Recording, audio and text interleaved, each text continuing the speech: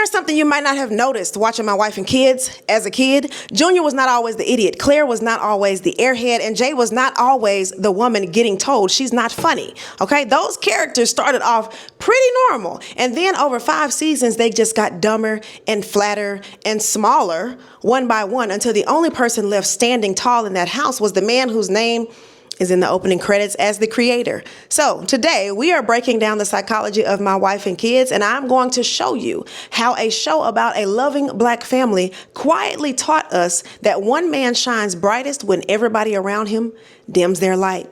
Let's get into it.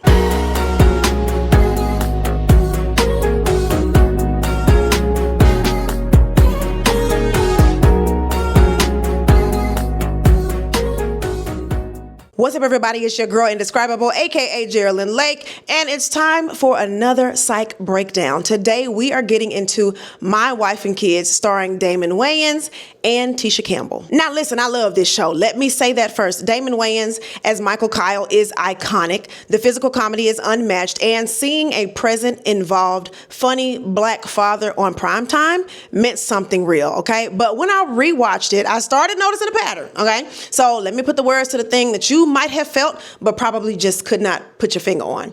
There's a term for what happened to this whole cast, and ironically enough, it is called Flanderization. Now, I did my research, and this is good, y'all. Flanderization is a character trope where a single personality trait is exaggerated over time until it becomes their entire personality. The term comes from Ned Flanders in the television show The Simpsons. The character stops being a full human and becomes one joke just on an endless loop. And My Wife and Kids is almost a textbook case, right? Junior started as a normal, underachieving teenager and got Flanderized into a walking punchline. Claire started as a regular, self-absorbed teen and got Flanderized to somebody who only thinks about boys and mirrors. Even Jay, right, the mother, the smart one, got Flanderized into somebody vain and a little mean who thinks she's funnier than she is. Everybody in that house got reduced, every single one of them except one. And I want you to keep asking yourself throughout this entire video, who benefits when everybody else gets dumber, okay? Hold that question. All right, now let me start with the thing you probably came here for. Michael Kyle and weaponized incompetence. Okay? If you don't know the term, weaponized incompetence is when a person pretends they cannot do something or does it so badly on purpose that somebody else is forced to pick up the work. It is a way to dodge labor while looking innocent. Oh, baby, I don't know how to do that. Right? You do it better. And then guess who has to do it forever? Right. Now, here is where I want to be fair, because I'm not here to tear down a beloved character just for no reason at all. Michael did love his family. He showed up. He built a business from nothing to provide for them. And there were real moments of care and very real lessons, right? Some people watch this show and they see a devoted father who was rare and precious on television, and that read is valid. But look at how the labor in that house was actually split. Jay carried the emotional weight of that family. She was the one managing everybody's feelings, smoothing things over, being what the show itself calls the voice of reason. And Michael? Yeah, Michael did what he called his signature moments, okay, which sounds like parenting, but really was him running a scheme or a trick to teach a lesson, getting the glory of the wise dad payoff while the actual daily grind of raising humans, the boring, invisible, unglamorous part, sat on Jay's shoulders. So he took the highlight reel and she had to take the labor. And watch what happens the second Jay tries to want something more for herself. In the very first episode, she gets a job at a stockbroker firm and Michael is immediately salty about it. Later, she decides to go back to college and Michael straight up opposes it. His reasoning? That her going after her dream would put the household second and could jeopardize the whole family. Yeah, I'm gonna say that again. The household staying first depended on her staying available, and her staying available depended on her not chasing anything on her own. That is the quiet function of weaponized incompetence, okay? It's not really about the dishes. It's about keeping one person free to have a full life while the other person stays on call 24/7. And y'all gotta go to hell for that, all right? Now, let me get into Junior, because how they treated Junior was It was really sad, okay? It was funny, but it was really sad. Junior became the dumb kid, okay? But he didn't start there. Early on, he was just an underachieving kid going through puberty. A little goofy, but nothing too crazy, right? And the show is even on record that Junior was a genius in one specific way. The boy was a gifted cartoonist. He was talented enough that inside the show, a network wanted to turn his drawings into an animated series. So this is not a stupid child. This is a creative child whose gift nobody in that house ever really watered. So what happened to him? Two things, and they worked together. Number one, the writers Flanderized him into pure comic relief because the show needed a fool, okay? And it was easier to make the son the fool than to let the dad ever be wrong. Number two, and this is the psychology, okay?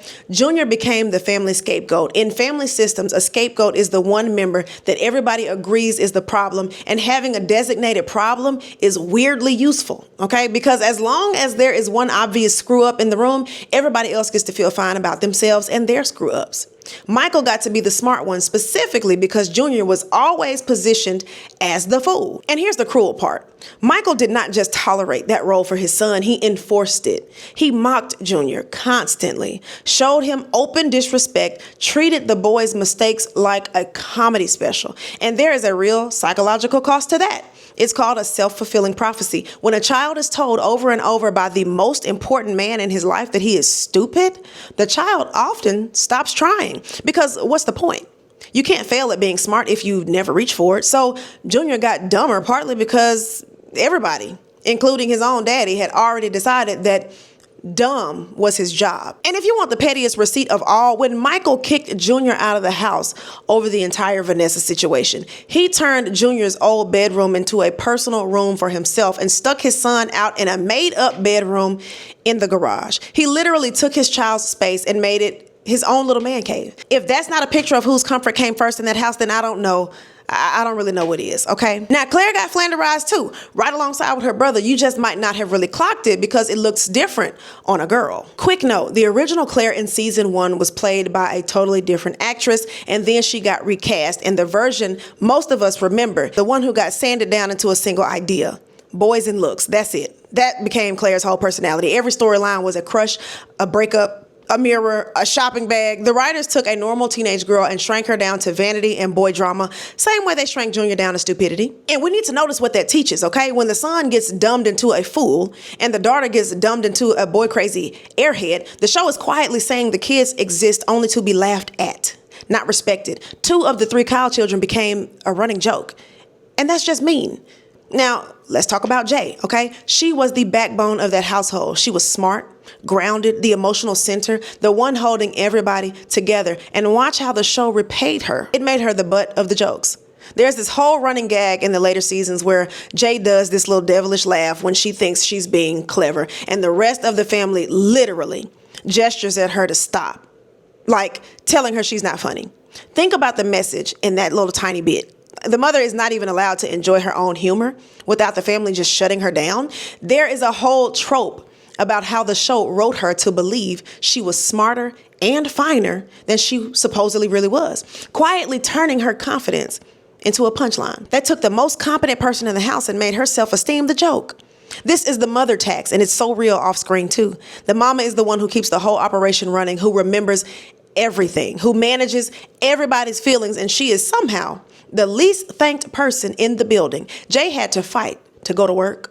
She had to fight to go to college. She had to fight to chase her own degree. And even when she was right, which was constantly, okay, the show would find a way to undercut her. So Michael stayed the star. She had to work twice as hard just to be recognized as a full person in her own home. And if you grew up in a house with a mother like that, this one probably hits you in the chest because that's just the way society positions women in the home.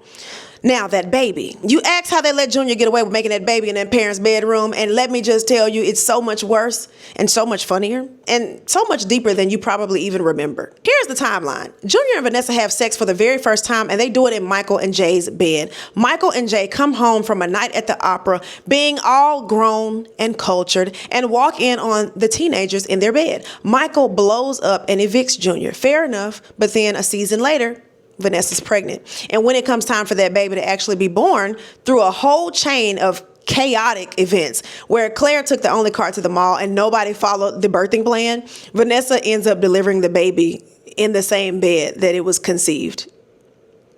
Talk about irony. That baby was made in that bed and born in that bed, and the parents' most private, most grown, most sacred space in the house became the launch pad and the landing pad for the very thing they were trying to protect their kids from. If you wanted a perfect visual metaphor for the boundary these parents could not hold, that's it right there. So did he get away with it? Here's the psychology, and it's the whole point. Michael and Jay had Jr. when they were both 17 years old, teenagers. That's the origin story of this entire family. So when Jr. turns around and does the exact same thing at the exact same age, what can they really say? You can't punish your child for the identical choice that made you a family in the first place.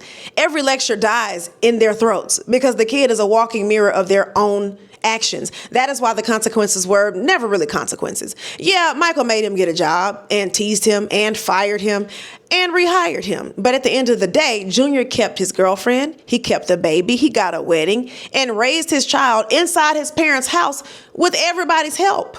The circle just repeated. And I have to name the double standard because the show surely did not, okay? The one who carried the actual weight of that pregnancy in her body was Vanessa. Junior got a garage room and some jokes. She got a whole human being growing inside her at 18, and the show played the whole thing as sweet and cute, wrapped it in a bow, and moved on. Now, we know the importance of support systems. I'm just telling you something that I noticed, okay? You want to know how I know all this dumbing down was a decision and not just who these characters were? Look at the two kids the show let stay smart. Katie, the youngest, she was sweet and sharp and adorable the whole time she was on the show. And Franklin, the little prodigy from next door who was sweet on Katie. He was written as a straight up genius. So the writers absolutely knew how to write intelligent young people. They did it on purpose for the little ones. They just chose to strip it away from Junior and Claire because the show needed fools. Okay, that's not the character. That is casting somebody in the role of a joke. So go figure, the two kids who got to keep their brains were the ones who were not really standing between Michael and the spotlight. At the first watch, My Wife and Kids is a warm family comedy about a father chasing a traditional household with a wife and 3 kids who keep him on his toes, okay? And there's real love in it. I'm not taking that away. Michael Kyle mattered. A funny, present, providing black father on network television in the early 2000s was not nothing, and a lot of us felt seen by that family. But underneath, the show runs on a quiet trade. For the star to shine as the smartest, funniest, most capable person in every room, everybody else had to get a little dumber, a little flatter, a little smaller every year. The son became a literal idiot.